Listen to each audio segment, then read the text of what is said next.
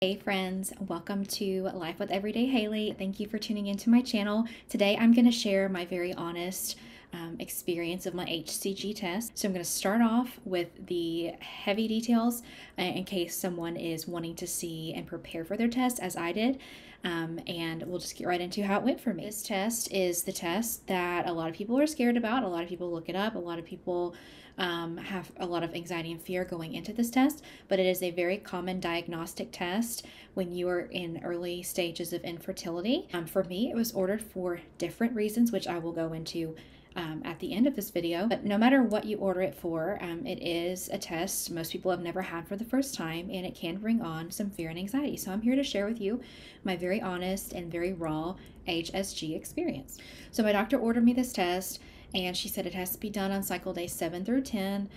So I was about to start my cycle, and I started my cycle, was excited because I knew I could get this test done. And she shared with me as well that this is not a fertility type treatment of any sort, but it can increase your chances of trying to get pregnant. So she did advise me to go ahead and try in this cycle after this test. So that's just a side note for y'all, and it will make a little bit more sense when we talk through what the test is. So let's talk through what the test is, and then I'll share with you like me going to the test and all of those details. The doctor inserts some dye into your female organs, your uterus, and they flow throughout your fallopian tubes to see if everything is good, the anatomy is good, if there's anything on there that doesn't look right, and if your tubes are open. So it's a very early diagnostic test, very non-invasive test. You walk in and walk out the same day. That can tell you a lot about your body and what's going on with your anatomy. How it worked for me was I started bleeding cycle day 1. She told me, go ahead and call us on cycle day 1. We'll go ahead and get you worked in on our schedule. So I called on cycle day 1 and said, hey, I'm on cycle day 1, and I would recommend that you call as soon as you can because it is kind of a quick scheduling process. And they were trying really hard to work me in during my current cycle. So that caused a little bit of a delay in scheduling. So I just would give you a heads up, like as soon as you start bleeding, go ahead and give them a call, because my test ended up being like 6 days later. And I didn't have a lot of time to worry. It was really just the next week after my cycle. So that's kind of how it started.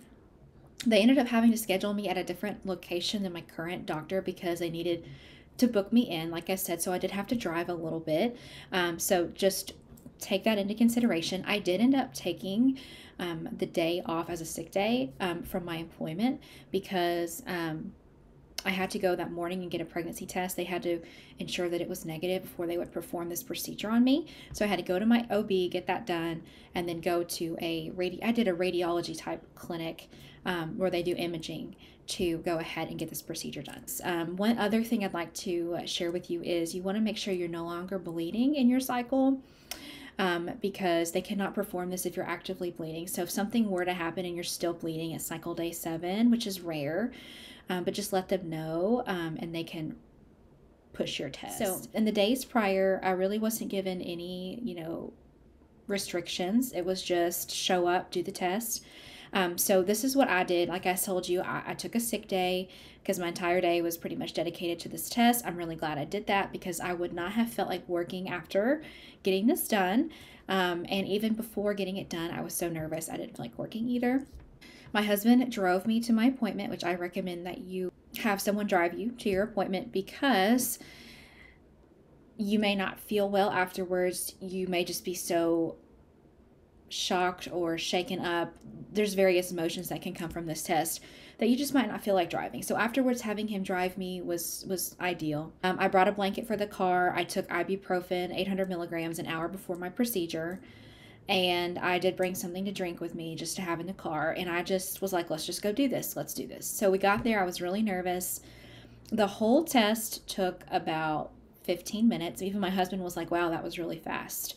So now I'm going to walk you through just like from start to finish, what happened, what my experience was, how I was feeling, all of the things. Okay, so I walked into this big imaging room with a very, very large table, looked more like a surgical table, and a big x-ray machine and all of the equipment. There was an x-ray technician and a nurse in there. So I walked in and I was already kind of like, this is intense. I signed a consent form just saying here are the risks. I think the risks were infection, spotting, things like that, which I had looked that up prior. I signed my name, signed consent, and then I went into the restroom attached to the room, changed into a back-facing gown, and that's really all you wear into your procedure is a back-facing gown. They explained to me all the details before the doctor came in. They explained to me how to get up on the table, where to put my legs. It was an interesting little situation, not like your typical gynecologist exam. I feel like it was a little different. They explained to me about all of the tools. So they showed me everything that was going to go inside of me, which was a little intimidating, but also I respect that they're like trying to be transparent. The nurse was like, do you have any questions before the doctor came in? I told her I'm really nervous. I'm scared about this procedure. I could tell in her face that she like acknowledged my pain. I think this is common for women to feel this way before the procedure and then like during it. I think the pain is just expected. So I could see she was like, she basically said this can be intense, but it's quick. And so I just said, okay, let's do this. So as someone that does struggle with anxiety, that moment was really hard. I would say like I just tried to focus on the fact that I'm doing this for my potential chances of having a child. I'm doing this for my like answers to my anatomy and fertility. I'm doing this for increasing my chances of conception over the next couple months. So just try to think positive, try to think while you're doing it. So I sat on the table and the doctor came in and just said, this is what you'll expect. You'll expect some cramping. And that was it. So I will say that the procedure itself went differently than I expected it to, like in my mind before going into it. I think a lot of it depends on the person, the provider that does your exam, and mine was great. And she was very skilled and very fast. And I will say thank you to her for that. I think the faster you do this, the better it goes. The first thing she did was insert a speculum, which is similar to what you have at your typical annual pap smear exam. For me, those, I think they're called spectrums, don't hurt that bad. It's more uncomfortable pain.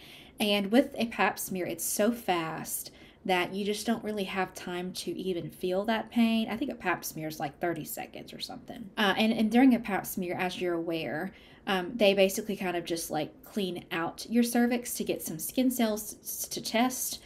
And during this procedure, it's a little bit more invasive. So in this procedure, they inserted the speculum and it hurt, and it was in there for, I'd say, about 5 minutes. And so that in itself is really uncomfortable. It creates like a lot of pressure pain in a way.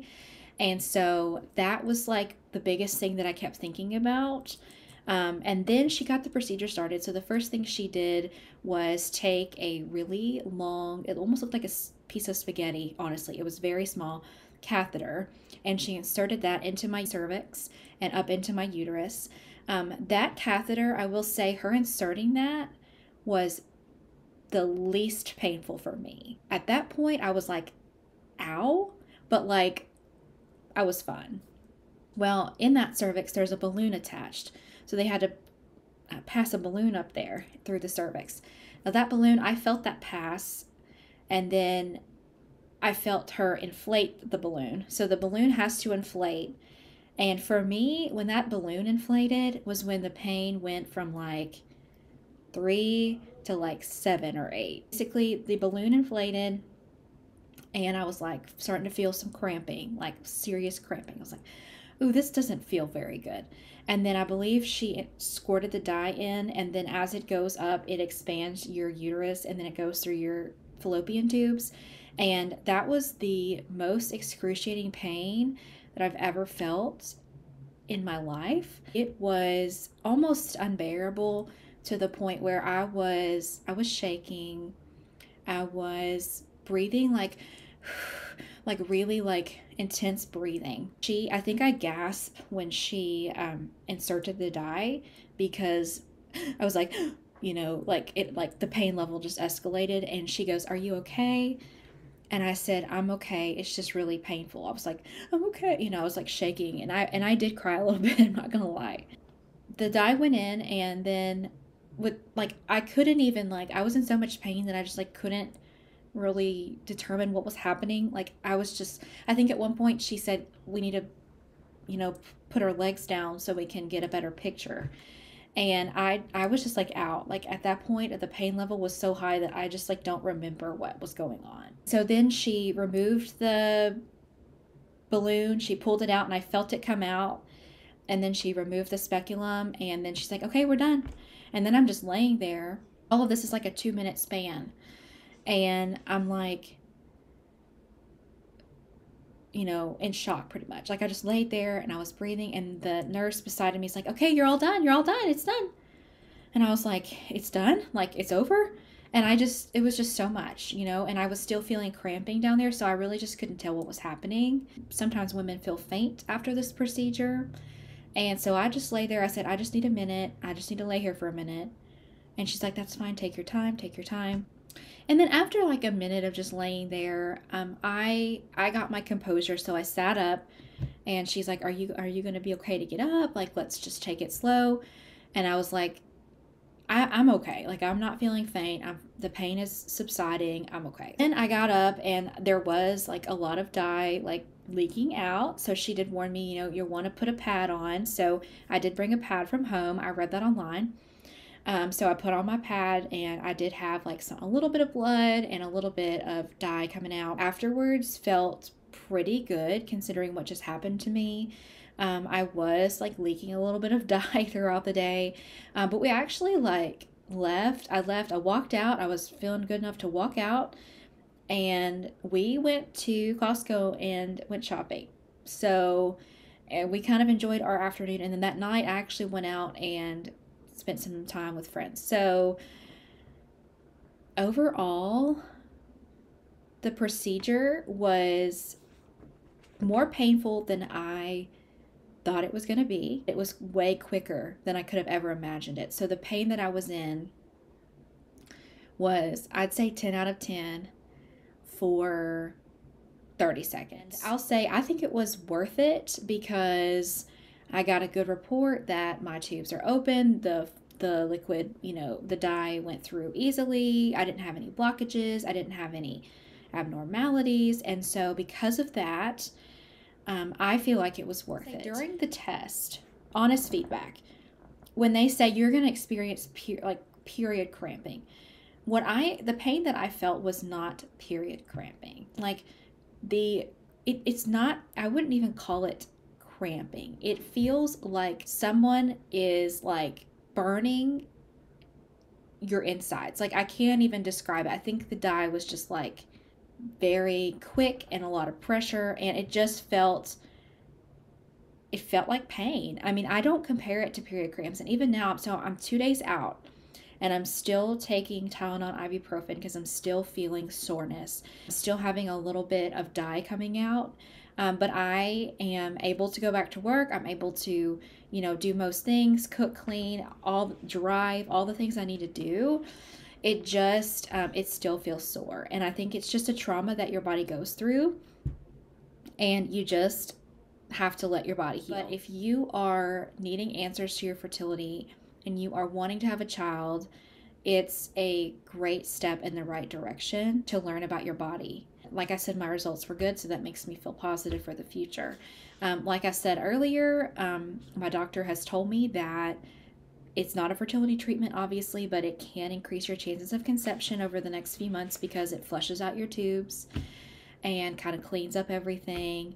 And so I'm feeling positive about the future. So if you're worried about this test, this is an honest review. It is painful. Like, if anybody tells you that it's not painful, I think they're lying to you. But don't let yourself think that you can't get through it, because you can get through it. And before you even can say, like, I can't do this anymore, she's already done. But thanks for watching this video about the HSG procedure. Don't let it psych you out. Go in there, be strong, and just be proud of what it'll do for your fertility journey. Thank you so much for watching. Would love for you to follow along. So please like this video if this meant something to you watching, and subscribe to all of our awesome videos on my channel. Thanks so much and have a great day.